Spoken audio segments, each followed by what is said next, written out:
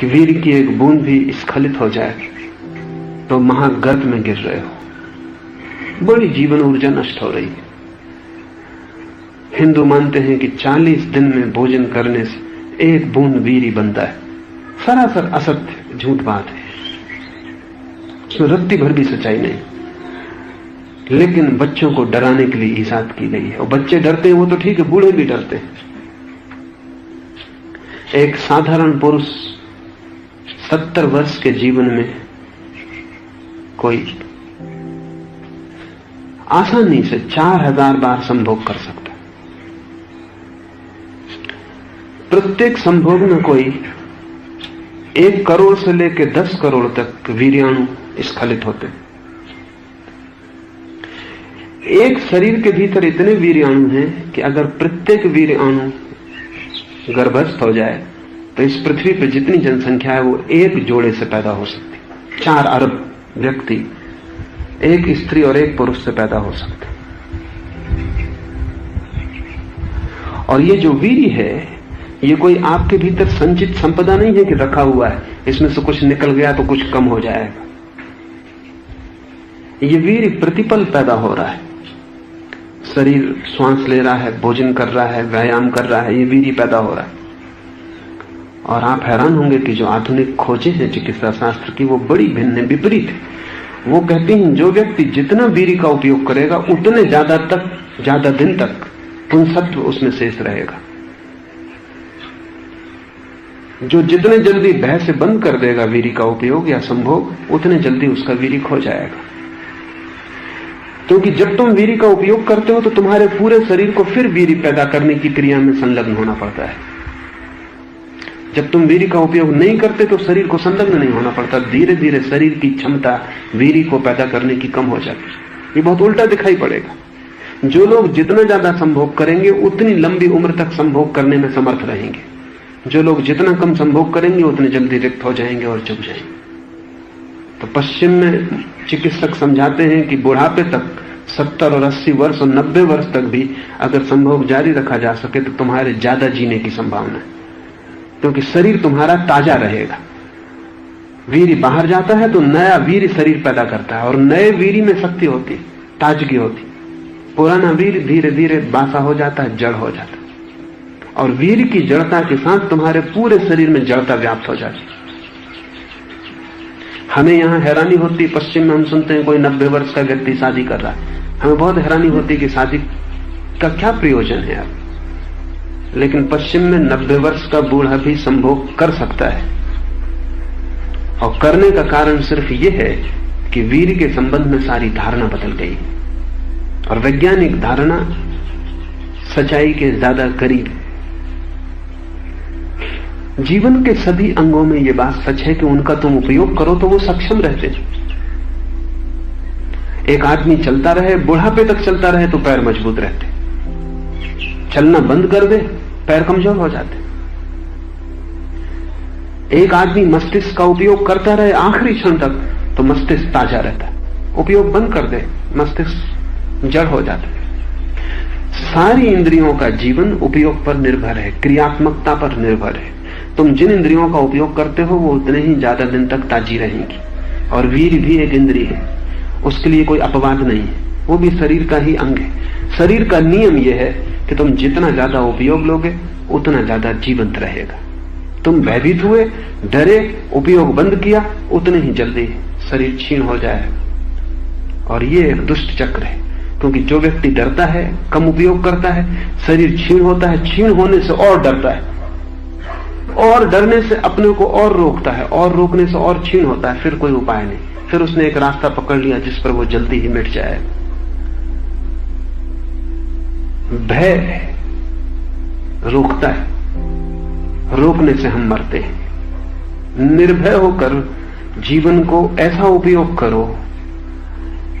रोजा लग्जमबर्ग ने, एक जर्मन महिला ने कहा है, जैसे कोई मसाल दोनों तरफ से जले, ऐसे जलो, घबराओ मत, तुम ज्यादा जलोगे। जीवन बड़ा विराट है, तुम्हारे दिए में बहुत तेल है, लेकिन तुम जलाओ ही ना बाती को, भयभीत हो जाओ तो तुम रुक जाओगे। सारी दुनिया में पुरानी संस्कृतियों सभ्यताओं ने वीर के संबंध में बड़ा भयभीत किया है लोगों को। इसके कारण, क्योंकि जैसे ही कोई व्यक्ति वीर के संबंध में भयभीत हो जाता है, उसे गुलाम बनाना आसान है। आपने उसकी जड़ पकड़ ली, वीर जड़ है। अगर किसी व्यक्ति को काम वासना के संबंध में बहुत अपराध से भर दिया, तो ये व्यक्ति न तो विद्रोही रह जाएगा, न शक्तिशाली रह जाएगा, और सदा अपराध की भावना इसको दबाएगी। अपराधी को दबाना बहुत आसान है। तो राज्य भी चाहता है कि आप अपराध अनुभव करें, समाज भी चाहता है, सभी जिनके हाथ में सत्ता है चाहते हैं कि प्रत्येक व्यक्ति जो पैदा हो वो भयभीत रहे।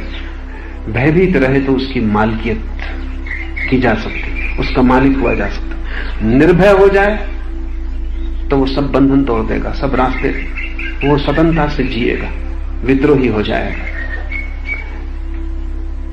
तो बचपन से हम बच्चों को सिखाते हैं कि वीरी का स्खलन न हो जाए, संभालना।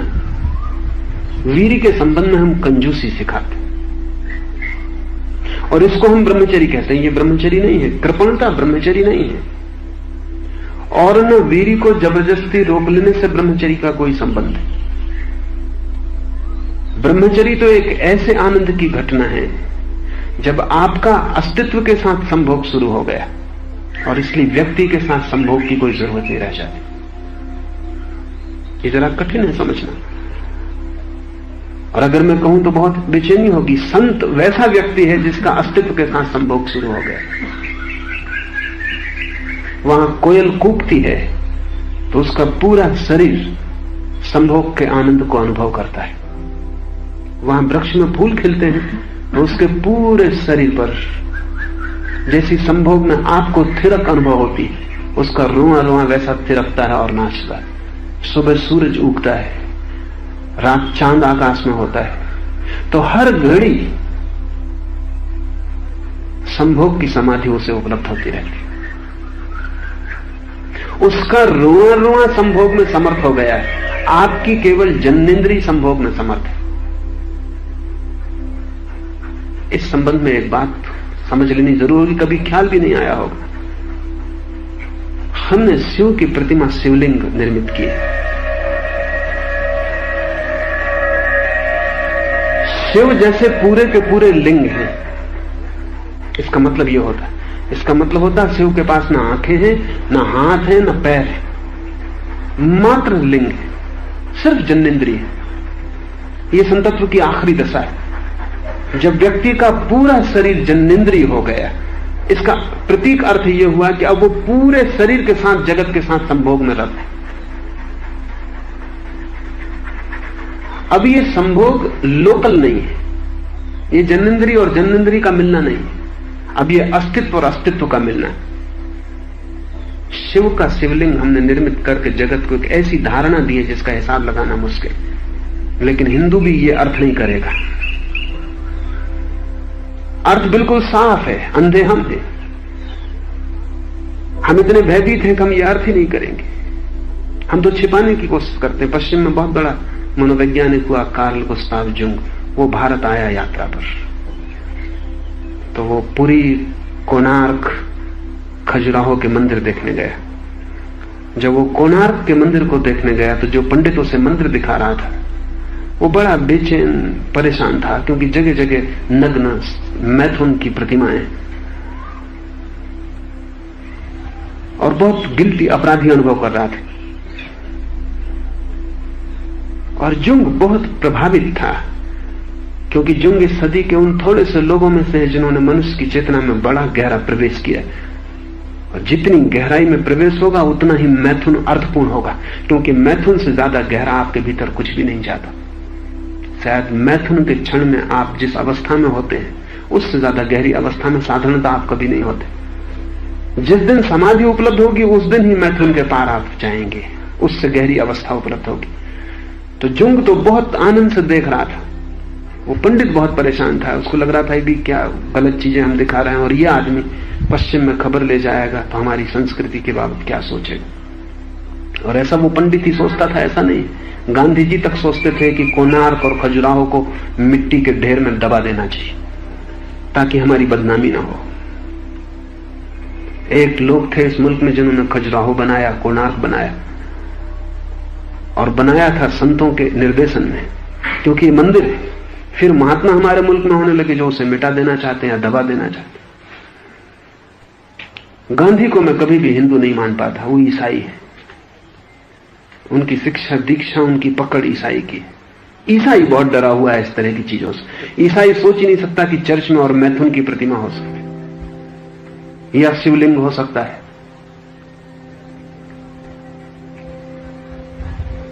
जैसे ही मंदिर से विदा होने लगे जुंग, तो उस आदमी ने, पंडित ने कान में कहा कि क्षमा करना, ये विकृत अतीत में कुछ लोगों के मन की प्रतिछवि है, ये कोई हमारा राष्ट्रीय प्रतीक नहीं।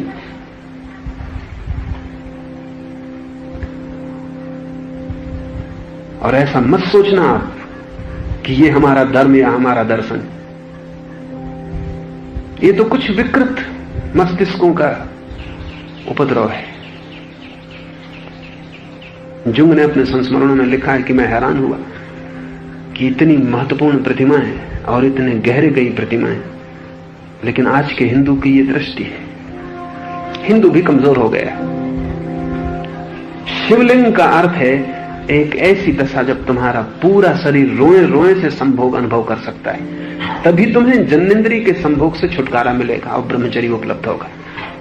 तो ब्रह्मचर्य भोग से मुक्ति नहीं है, परम भोग का आस्वाद है। लेकिन भोग इतना परम हो जाता है कि तुम्हें उसे करने की अलग से जरूरत नहीं होती। हवा का झोंका आता है तो तुम्हारा रोआ रोआ उस पुलक को अनुभव करता है जो प्रेमी अपनी प्रेसी के स्पर्श से अनुभव करेगा। लेकिन हमने बच्चों को डराया हुआ है, उनको इतना डरा दिया है कि कभी काम में ठीक संभोग उपलब्धि नहीं हो पाता। वो भय बना ही रहता है, कंजूसी कृपणता बनी ही रहती, डर बना ही रहता है कि कहीं शक्ति खो न जाए। एक एक दर्जन बच्चों के माँ बाप हो जाने के बाद भी लोगों को यह डर बना रहता है कि शक्ति कहीं खो न जाए। शक्ति खोने का डर नास्तिक को हो सकता है, आस्तिक को नहीं होना चाहिए। आस्तिक की धारणा ही यही है कि हम शक्ति के अनंत स्रोत से जुड़े। नास्तिक को डर होना चाहिए। इसलिए नास्तिक अगर कृपण हो जाए वीर के संबंध में समझ में आता, आस्तिक कृपण हो जाए बिल्कुल समझ में नहीं आता। उस भय के कारण तुम्हें एकांत में प्रेम बड़ा मुश्किल मालूम पड़ेगा। लेकिन मैं तुमसे कहता हूं भय छोड़ो, और जैसा तुमने क्रोध तकिए पर प्रकट किया है वैसा ही तुम प्रेम तकिए पर प्रकट करो।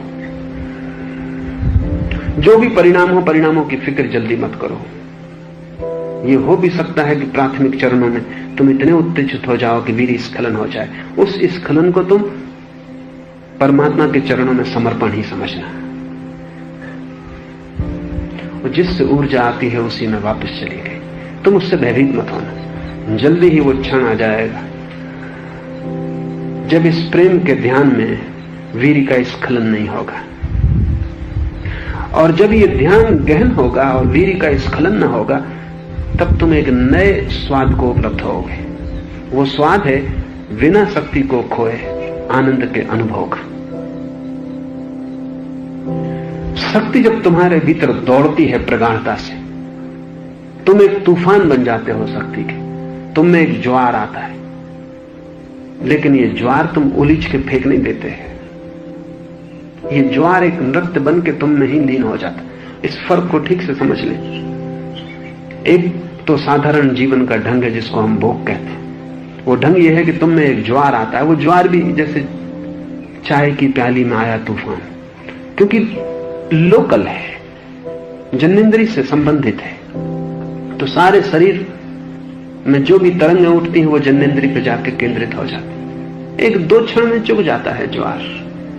एक हवा आई, तुम आंदोलित हुए, जन्नेंद्रिय ने सारी ऊर्जा को लेकर निष्कासित कर दिया। जैसे फुग्गे से हवा निकल गई तो मुर्दा पड़ गए, सो गए। ये जो क्षण भर के लिए ज्वार आना और खो जाना है, इसको तुमने भोग समझा है। ये तो भोग का आभासा भी नहीं है। भोग की तंत्र की जो व्याख्या है वो है तुम्हारा पूरा शरीर ज्वार से भर जाए, रोआ रोआ तरंगित हो। तुम अपने को इस तरंगायत स्थिति में बिल्कुल विस्मृत ही कर जाओ, तुम्हें याद भी ना रहे कि मैं हूं। नृत्य रह जाए, नर्तक ना बचे, गीत रह जाए, गायक ना बचे। तुम्हारा पूरा अस्तित्व एक्सटैटिक हो, समाधिस्थ हो, तो तुम एक ऊंचाई पर पहुंचोगे। ऊंचाई पर रोज ऊंचाई बढ़ती जाएगी। और ध्यान रहे, ये जो ऊंचाई की बढ़ने की प्रतीति है, ये तुम्हारे पूरे शरीर को होगी। जैसे तुम्हारा पूरा शरीर स्पंदित हो रहा है, सजग हो रहा है। अभी जन्नेंद्रिय में तुम स्पंदन अनुभव करते हो, सजगता अनुभव करते हो, तब पूरा शरीर शिवलिंग हो जाए और तुम अनुभव करोगे कि तुम्हारे शरीर की जो रूपरेखा है वो खो गई। शिवलिंग कविता नहीं है, एक अनुभव है। और जब पूरे ज्वार से जीवन भर जाता है और तुम्हारा सारा शरीर रोमांचित होता है, तब तुम अपने आसपास ठीक शिवलिंग की आकृति में प्रकाश का एक वर्तुल देखोगे। तुम पाओगे कि तुम्हारा पूरा शरीर रूपरेखा खो गई और शिवलिंग बन गया। एक प्रकाश का अंडाकार रूप, जिसमें तुम्हारी आंखें नहीं होंगी, नाक नहीं होंगे, कान नहीं होंगे, हाथ नहीं होंगे, सिर्फ एक अंडाकार रूप रह जाएगा। ये ज्योतिर्मयी जो रूप है, ये जो अंडाकार रूप है, यही तुम्हारी आत्मा का रूप है। जिस दिन तुम मां के गर्भ में प्रवेश हुए, ठीक शिवलिंग की आकृति का एक प्रकाश बिंदु मां के गर्भ में प्रविष्ट हुआ। शरीर तो तुम्हें गर्भ के भीतर मिला। जब तुम शरीर को छोड़ोगे, मृत्यु घटित होगी, पहले भी घटित हुई है, तब तुम्हारा शरीर आकार पड़ा रह जाएगा। शिवलिंग, ज्योतिर्मय पिंड तुमसे उठेगा और दूसरी यात्रा पे निकल जाएगा। जिस दिन तुम संभोग की परम अवस्था में आओगे और पूरा शरीर रोमांचित होगा, उस दिन तुम जैसे जन्म के समय में घटना घटी थी, मृत्यु के समय में घटी थी, लेकिन जन्म के समय तुम मूर्छित, मृत्यु के समय फिर तुम मूर्छित हो जाओगे। इस संभोग के क्षण में, इस संभोग का कोई संबंध दूसरे से नहीं।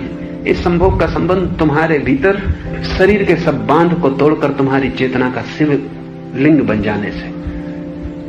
तुम्हें पहली दफे अपने स्वरूप का अनुभव होगा, और ये स्वरूप अस्तित्व के साथ जो आनंद का अनुभव करता है, उसको तंत्र ने संभोग कहा है। ये एकांत में भी घट सकता है, किसी के साथ भी घट सकता है, लेकिन मैं तुमसे कहता हूं एकांत की ही तुम चिंता करना, क्योंकि दूसरे के साथ उपद्रव खड़े होने ही वाले। एकांत में घट जाए तो तुम मुक्त हो गए, फिर दूसरे के साथ भी घटेगा तो भी तुम जानोगे कि इसका दूसरे से कुछ लेना देना नहीं, ये घटना स्वतंत्र है।